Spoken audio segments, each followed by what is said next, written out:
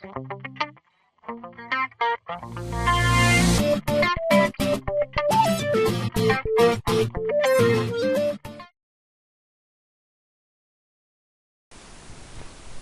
ladies and gentlemen, let's move to Chapter 1, Solar Resource and Climatic Data. So, the learning objectives for this very chapter will be to understand the structure of the sun and its characteristics, understand basic concepts like components of solar irradiation, Earth-Sun geometry, etc., and know the solar radiation measuring equipment. Good. The chapter content will be fundamentals of solar radiation, sun position and direction of beam radiation, other solar radiation concepts, solar radiation measuring equipment. Fundamentals of solar radiation. What is the sun? The sun is a thermonuclear reactor where you have tons of hydrogen being combined each second to form helium, as described by the following reaction. You know that for nuclear reaction, we have two types. You have the fission and you have the fission. What is happening within the sun is fission. And fission creates more energy than fission. So fission, you have smaller nucleus being combined to form bigger nucleus. So basically you have protons, hydrogens being combined to form helium, and that generates some level of energy. So the sun is a star. Much like any other star, when you look at the sky during the night, you see plenty of stars. So the sun is one of them. It's a special star which has 1,400,000 kilometers as diameter. You see how big it is. It is also 1,300,000 times greater in volume than the Earth, and it is located at 150 million kilometers far from the Earth. Its effective black body temperature is about 5,777 Kelvin. So the sun supplies energy in all the directions. It's even being said that it supplies 8,000, from about 8,000 to 10,000 times the Earth energy needs. The maximum solar energy received, the average, is 1,367 watts per square meter. This is an average measured just above the atmosphere.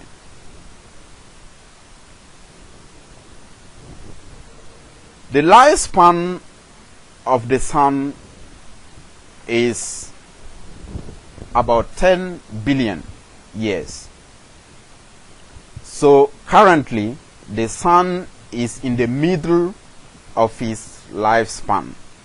So it remains 5 billion years to go for the sun to die out. It is normal. It is a combustible matter. It is a combustion being taken place. So, and as any chemical reaction, it has an end. So it remains 5 billion years for the sun to die out. Therefore, from the human perspective, solar energy is renewable. Remember that renewable energy is like wood energy, like hydropower, wind energy, is something that is being renewed during the lifespan of a human being. An average human being will live less than 100 years. So if the energy can be renewed within that period, so the energy is said to be renewable. So a tree can be renewed even many times within 100 years. So wood energy is said to be renewable energy. Good. So the sun radiation coming into the earth is made up of many wavelengths. So you have from ultraviolet to infrared wavelength going through the visible wavelength. So basically and mainly the sun radiation falls within three regions: ultraviolet, visible, and infrared radiation. So the ultraviolet is being said to account for about 8.7% of the sun radiation. The visible accounts for about 38%. And near infrared accounts for about 51.7%. Now, if you place yourself just above the atmosphere, roughly about 2,500 kilometers above the earth, so on average the earth receives 1,367 watts per square meter. This is called the solar constant. But unfortunately, these, once it enters the atmosphere, some are reflected back, some are being absorbed, and some are scattered, and others are able to escape all this and come directly into the earth. So, and because the earth to sun distance is not a constant, it varies day to day. Because of that, the solar constant, the 1,367 watt per square meter, will also vary from day to day. This formula gives you the variation. N is just the number for the day. January 1st is number 1, and January 31st is 31. So remember that in solar energy calculations, February is always taken to be 28 days. So the components of the solar radiation, once it enters the atmosphere, we have 3 components. Before it enters the atmosphere, so we have only direct radiation, beam radiation. But once the radiation enters the atmosphere, because of scattering and because of reflection, we are going to have 3 components. The beam radiation is the solar radiation that has escaped any scattering, any absorption, and any reflection. That's the beam radiation, direct radiation coming from the sun. The second component is the diffuse radiation. Diffuse radiation is just radiation that unfortunately on its way to the earth has met matter. Example, clouds. And because it has met matter, it has been scattered. So that gives what we call diffuse radiation. Reflected radiation is simply radiation that has been reflected from the ground. It's very important to note that it's from the ground. It's ground reflected. So from the figure here, you could see that direct radiation has not met any obstacle. It came directly into the earth on the inclined surface. So radiation that came from the sun but met matter, example clouds, has been scattered, and that gives rise to what we call diffuse radiation. And diffuse radiation also can be collected in a solar collector. Direct radiation that falls into the ground and is being reflected can also be captured in an inclined surface.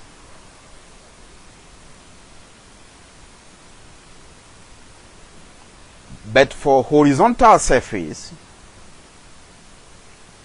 the reflected radiation cannot reach a horizontal surface. In other words, a surface lying flat cannot reflect solar radiation in itself. So that's why for incident solar radiation, the total radiation is made up of three components: beam, diffuse, and reflected. And for horizontal surfaces, it will be made of two components. So this figure here gives you the average dimensions involved in the Sun-Earth relations. These two lines are solar radiation coming onto the Earth. And because of the long distance, though they are not parallel, because of the long distance, by the time they get to the Earth, they would have formed almost half an angle between them, and half a degree between them. And this is negligible. We can then consider that solar radiations arriving directly onto the Earth are just parallel. This is a very important assumption. Because of the small angle between the radiations, they can be considered as parallel rays coming onto the Earth. So solar time, what is solar time? It's very important to understand that the time that we use day to day, the civilian time, is a rough estimate of the actual time. I explain myself. If you look at geographical areas like Ghana, Burkina Faso, Cote d'Ivoire, Togo, they all have the same civilian time. But unfortunately, these countries span to many longitudes. And To make it clear, if there is, for instance, a solar eclipse happening in, let's say, in Accra, those from Tamale are likely to not see it at the same time. This tells you that our rough civilian time is not good to be used in solar calculations. Accurately, our standard civilian time should be corrected in order to get the solar time and use it in any solar relationship.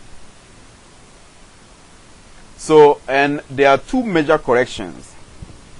The number one corrections is where the cursor is, and the number two corrections is E. E is called the equation of time. The number one corrections is simply due to the fact that I just explained right now.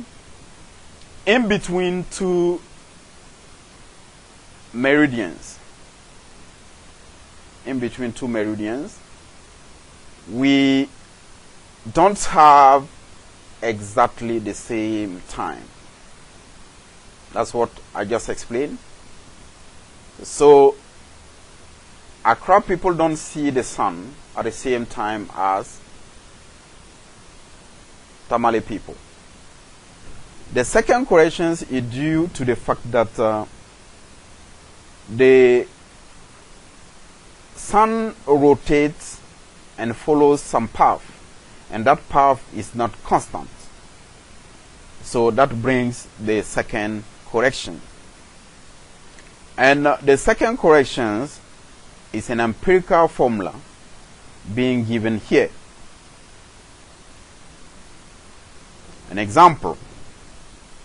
What is the solar time in Kumasi, where the longitude is 1 degree 36 minutes west, corresponding to 15 hours 30 GMT on April the 15th?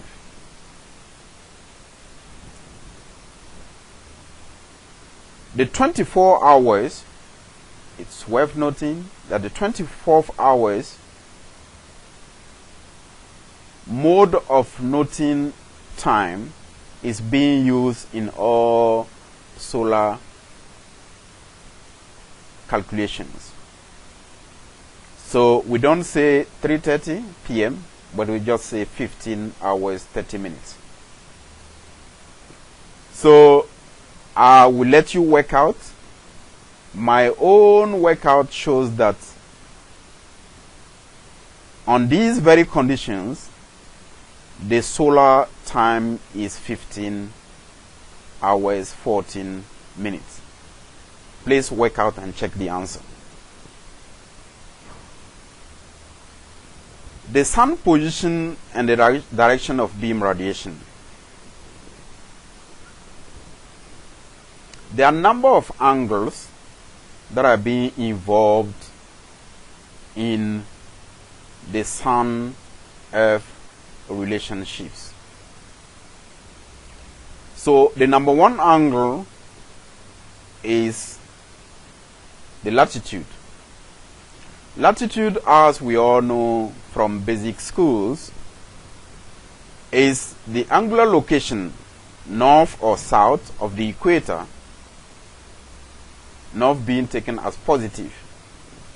So the latitude spans from minus 90 degree when you are in the southern hemisphere to 90 degree to plus 90 degree when you are in the northern hemisphere.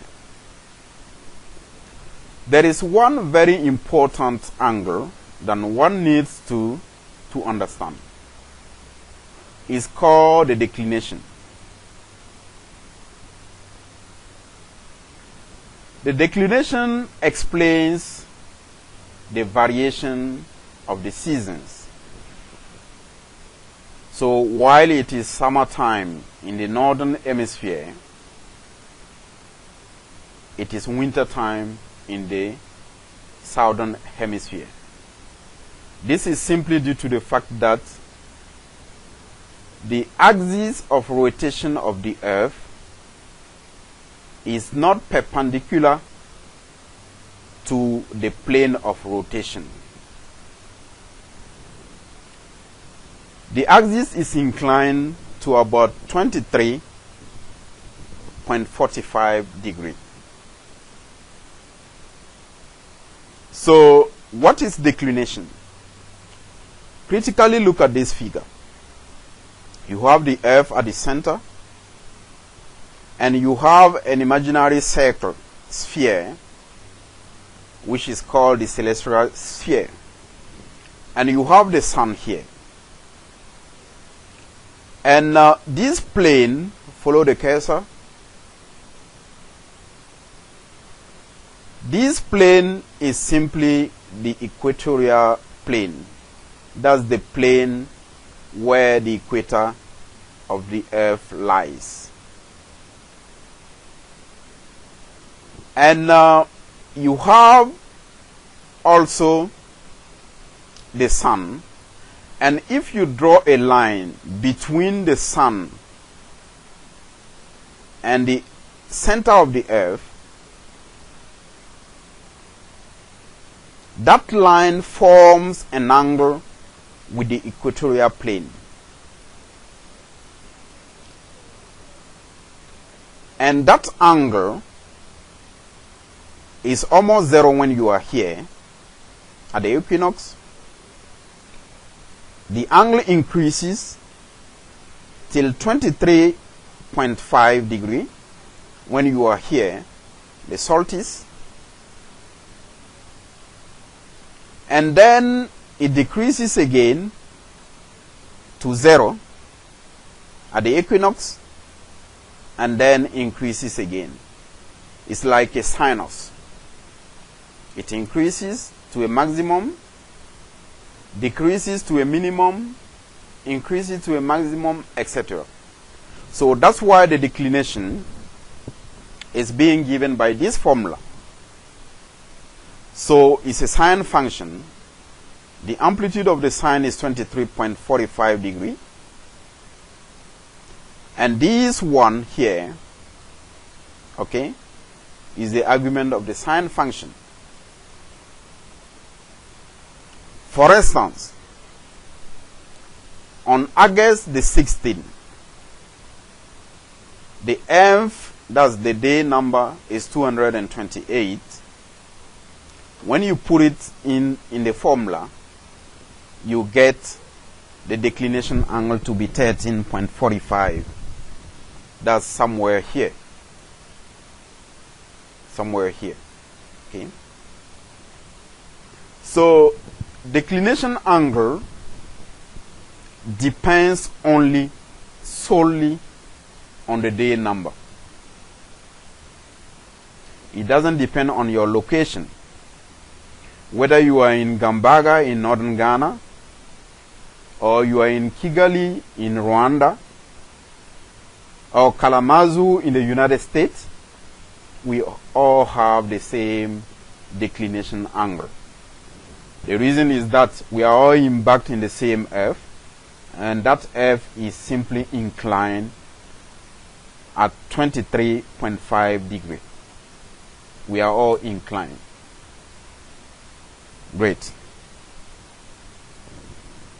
The slope angle is straightforward. It's simply the angle between the plane surface that you are considering, if it is a collector, that's the plane surface, and the horizontal. So it's called beta. Beta goes from zero. From zero is horizontal surface. 90 degree is a vertical surface, and 180 degree is simply a surface facing the horizontal. What is our angle? The hour angle, as any angle, needs a reference point. And the reference to measure the solar angle is solar noon. 12 o'clock solar time. So from that time, we know that the Earth rotates at 360 degrees. And within 24 hours. So if you take 360 degrees and you divide by 24 hours, you have 15 degrees per hour that the Earth rotates. Every 15 degrees or every hour, the Earth rotates 15 degrees. So if there is solar time T, you make the difference with solar noon, you get the number of hours that the sun would have rotated, and you simply multiply it by 15 degrees, you get what we call the solar angle. It's simply the angle through which the Earth has rotated since solar noon. We take the morning angles to be negative and the afternoon angles to be positive. Example, at 15 hours 00, the sun would have moved 3 hours from solar noon. And then that will give you 3 hours times 15 degrees, that will give you 45 degrees.